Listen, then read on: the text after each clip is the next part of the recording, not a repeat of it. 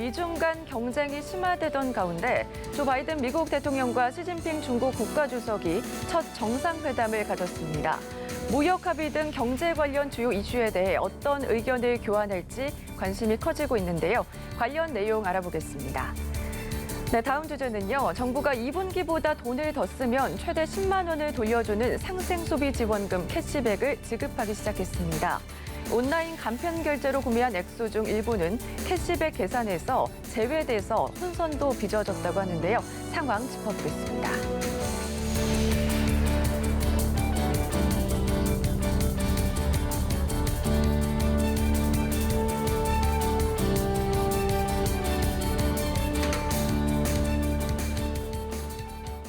네, 김대호 경제읽기 오늘도 김대호 경제학 박사와 함께하겠습니다. 어서 오십시오, 박사님. 네, 반갑습니다.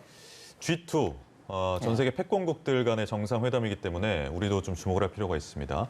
경제 부문에서 지금 뭐 어떤 이야기들이 오갔는지 구체적으로 나온 거는 모두 발언 정도지만 아직 뭐 회담이 후반전 회담이 진행되고 있는 것 같아요. 어떤 이야기들이 오갈까요? 네, 회담은 휴식 시간을 거쳐서 좀 더 진행될 것으로 보이고요. 예. 최종 결과는 아직 나오지 않았거든요.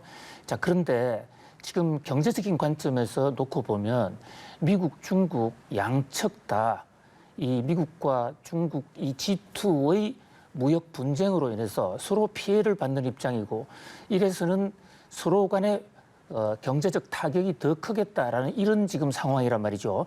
특히 코로나 팬데믹 이후에 글로벌 물류망이 지금 붕괴가 되고 있는데 여기에는 미국은 중국의 필요를 또 중국은 미국의 필요를 서로가 서로를 필요하고 있는 이런 상황이거든요.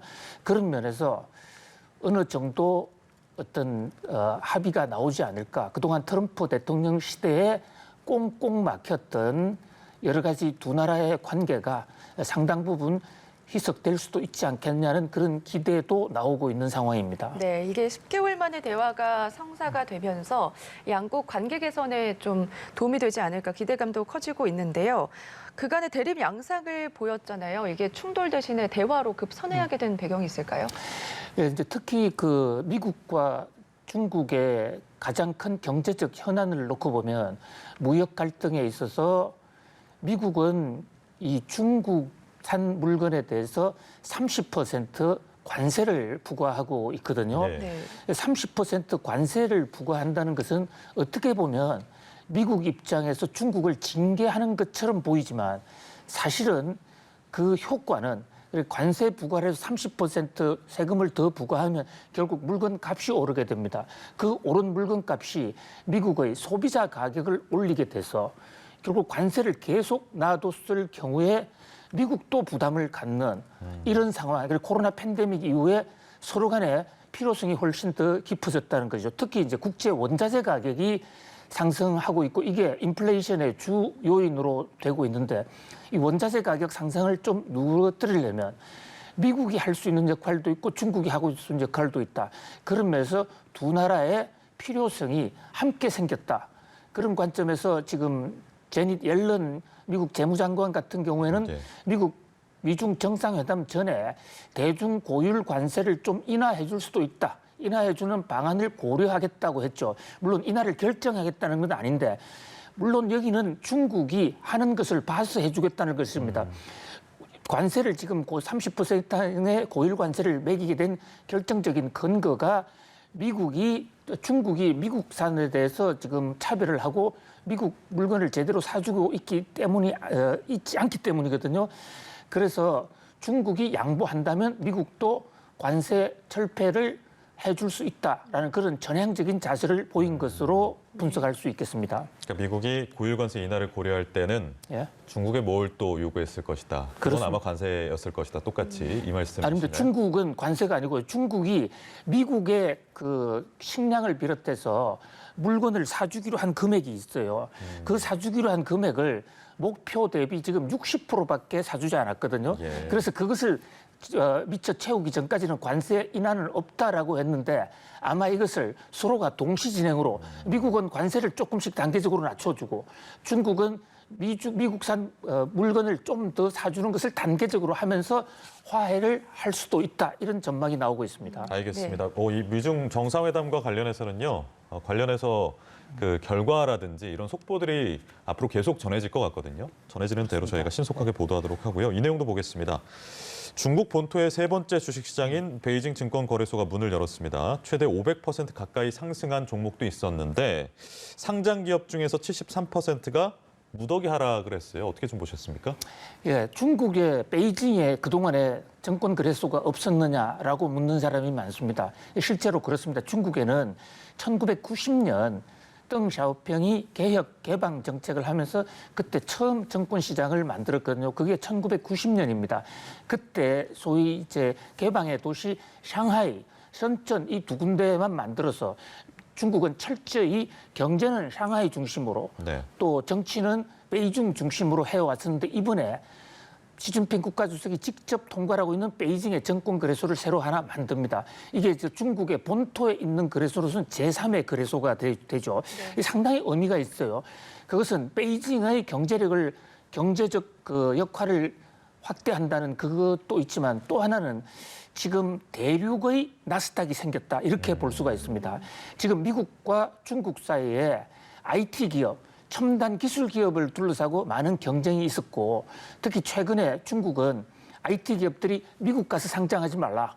滴滴 추신 같은 경우 미국 갈 때 중국 정부가 제동을 냈죠. 그때 중국 기업들이 미국에 돈을 구하러 가는데 막으면 어떡하느냐. 그때 시진핑 국가주석이 9월 2일 날 우리도 만들어줄게 그 시장을 IT 기업에 돈을 대주는 그런 그 기구로서 베이징 증권시장이 도입이 됐거든요. 그런 면에서 중국 IT 기업의 자금 조달에 획기적인 어떤 그 교두보가 될 것으로 보이고요. IT 기업과 자본이 합쳐서 중국의 인터넷 기업의 발전에 상당한 자극제가 될 것으로 보입니다. 네. 베이징 증권거래소 개장과 더불어서 이 중국은 디지털 경제협정 가입을 신청하는 등 중국 내 자본시장의 활력을 과시하고 있다. 이렇게 좀 보면 될까요? 네, 디지털 경제협정도 굉장히 중요한 그 국제 간의 합의인데요. 이게 싱가포르하고 칠레, 뉴질랜드가 만든 그 디지털 분야에 관한 WTO라고 보면 됩니다. 기존의 국제무역기구 WTO가 일반적인 재래 상품 제조업 서비스업을 대상으로 하고 있다면 이것은 눈에 잘 보이지 않는 디지털의 새로운 기준을 세운다는 것이거든요. 네. 최근에 여기에 미국이 중국의 이 IT 기업 전횡을 규제하기 위해서 디지털 경제 협정을 반중국 동맹 체제로 만들려고 했었어요.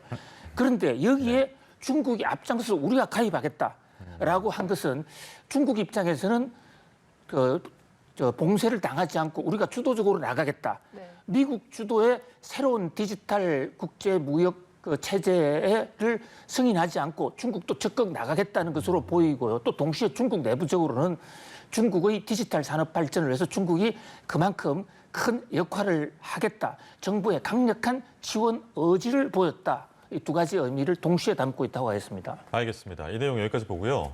다음 주제로 좀 넘어갈게요. 공정위가 2021년 공시대상 기업 집단 계열 회사 간에 이루어진 지난해 내부 거래 현황을 공개를 했습니다. 총수가 있는 상위 10개 집단의 내부 거래 비중은 전반적으로 감소했지만 총수 2세가 있잖아요. 뭐 아들이나 딸이나. 이 사람들의 지분율이 높을수록 내부 거래 비중이 높은 모습을 또 보였다고 합니다. 어떻게 좀 해석해야 될까요? 지금 앵커님은 공정거래법에 나와 있는 규정을 아주 정확하게 그대로 이제 설명을 하시다 보니까 아주 적확한 표현이긴 한데 일반 사람들이 알아먹기에는 좀 어렵죠. 한마디로 얘기하면 덩치가 큰 우리나라 재벌 기업들, 그중에 자산 규모 5조 원 이상 되는 기업들이 우리나라 그룹이 71개가 그룹이 있고요. 속한 회사가 한 3,000개 있는데 이 3,000개 그룹들이 내부적으로 어떻게 서로 짜고 하는 거래가 얼마인지 이거를 조사해봤다 이런 얘기입니다. 이걸 조사를 해봤더니 전체적으로 내부 거래는 조금 줄었는데 그러니까 주인이 있는 회사 내부 일감 몰아주기를 할 우려가 높은 서로 짜고 같은 계열사끼리 돈을 주고받으면서 자기들끼리 돈을 더 부풀릴 수 있는 그런 오해가 있는 회사, 그것을 사익 편취 대상 기업이라고 그러는데요. 그쪽끼리는 내부 거래가 더 늘어났더라. 그런 면에서 전반적으로는 좋아지고 있지만 결국은 이 자기 재벌들의 M&A라든지 기업 분할을 통해서 돈을 내부적으로 빼먹을 개연성이 있는 그런 우려는 여전히 높다. 라는 것이 공정위 조사로 다시 한번 밝혀진 것입니다. 네, 이게 보니까 공시대상 기업 집단에 쿠팡 등 새로운 기업도 추가가 됐는데요. 이 신규 집단의 내부 거래 비중은 어떤가요? 그렇습니다. 이게 이제 해마다 자산이 5조 원 되면요. 자산이라는 것은 자본에다가 부채를 합한 건데 그게 5조가 되면 저 신규 대기업 집단, 우리가 흔히 말하는 재벌 그룹에 이제 올라갑니다. 네. 그래서 올해도 8개 그룹이 새로 추가가 됐거든요. 뭐 쿠팡이라든지 대방 이런 회사들이 들어갔는데 쿠팡의 내부 거래 비중도 쿠팡은 미국계 회사지 않습니까? 그럼에도 불구하고 내부 거래가 상당히 높았다. 물론 우리나라 평균보다는 낮았지만 그런 면에서 국내를 막론하고 지금 내부 거래가 한국에 들어와 있는 기업들은 내부 거래가 적지 않다는 것을 다시 한번 보여준다고 하겠고요. 특히 이제 올해부터는 기업들끼리 내부 거래를 할 때 물건이나 서비스 이것뿐만 아니라 돈 거래도 처음으로 조사를 해봤거든요. 예. 그랬더만 자기들끼리 돈도 주고받는 경우가 굉장히 많더라. 그래서 회사 돈을 직접 재벌 총수가 빼낸 경우에는 뭐 빼냈다기보다 빌려간 경우 효성그룹을 비롯한 회사가 있는데 이것을 제대로 공시하지 않아가지고 공정위가 고발을 하기로 했고요. 그다음에 이제 네이버라든지 이런 회사들은 자기 계열사 중에서 금융기관 그것은 검산분리 정책에 따라서 예. 원칙적으로 서로 간에 분리 경영을 하도록 돼 있는데 네이버가 네이버 산하에 있는 금융기관으로서 돈을 빌려 쓴 그런 것도 나타납니다. 네이버뿐만 아니라 롯데, 농협 같은 경우가 많은데 이제 이게 모두가 불법은 아니지만 공정거래위원회가 정밀 조사를 해서 불법이 있다고 그러면 이제 고발을 하게 될 거고요. 그런 어떤 불법의 소지가 있기 때문에 근본적으로 이런 것은 점점 줄여가야 되는 것으로 보입니다. 네, 알겠습니다. 다음 주제도 살펴볼 텐데요. 저도 오늘 카드 결제를 해보니까 들어와 있더라고요. 이 상생소비지원금. 그래요? 부럽네요. 네. 예. 캐시백 지급이 시작이 됐습니다. 소비 진작 효과가 좀 있을까요? 축하드립니다. 지금 최대 10만 원씩 들어오게 되죠. 자, 이거 지금 10만 원을 최대 10만 원을 받기 위해서는 2분기 그러니까 4월 달, 5월 달, 6월 달에 썼던 평균 금액보다도 3%를 많이 쓰고 네. 그 많이 쓴 금액이 100만 원이 되면 그 10%인 10만 원을 지원받는 것이거든요. 여기 이제 평균 한 4만 원 정도씩 들어오게 되고요. 여기 해당자가 생각보다 상당히 많은 것으로 보입니다. 이게 그 소비에 뭐 상당한 이 활성화 효과가 있을 것으로 보입니다. 그러니까 10만 원을 더 받아서 그거로 해서 소비를 더 하게 되는 그 효과도 있지만 예. 그 10만 원을 받기 위해서 돈을 더 썼잖아요. 네. 그 과정에서 많은 소비가 늘어났을 것으로 보이는데 오히려 일각에서는 지금 우리나라 물가가 조금 위험한 상황에서 오히려 지금 10월 달, 11월 달 소비가 과잉해서 물가를 좀 자극하는 것이 아닌가 그런 뭐 우려도 있습니다만 일단은 GDP에서 소비가 늘면 일단 우리나라 국민소득 좀 느는 것으로 계산상 그렇게 나오니까요. 네. 소비 효과는 약 4조 원 정도로 기대가 되고 있습니다. 네. 우리 선영 앵커가 GDP에 기여를 좀 했습니다. 네, 그렇습니다. 맞습니다. 이번에 네이버페이나 카카오페이 이렇게 간편 결제 방식으로 결제를 한 부분은 여기 이제 소비 증가분에 포함이 안 되다 보니까 여기에서 좀 볼멘 소리가 나오는 경우도 있는 것 네, 같더라고요. 참 안타까운 얘기입니다. 좀 행정 준비를 좀 더 완벽하게 했다면 국민들에게 이렇게 피곤함을 주지 않을 텐데요. 네. 자, 네이버와 카카오가 지금 문제가 되고 있는 것은 네이버와 카카오 사이트 들어가서 물건을 산 경우 예. 그 네이버와 카카오의 경우에 안에는 중소기업도 입점해 있고 그러니까요. 대기업도 입점해 있습니다.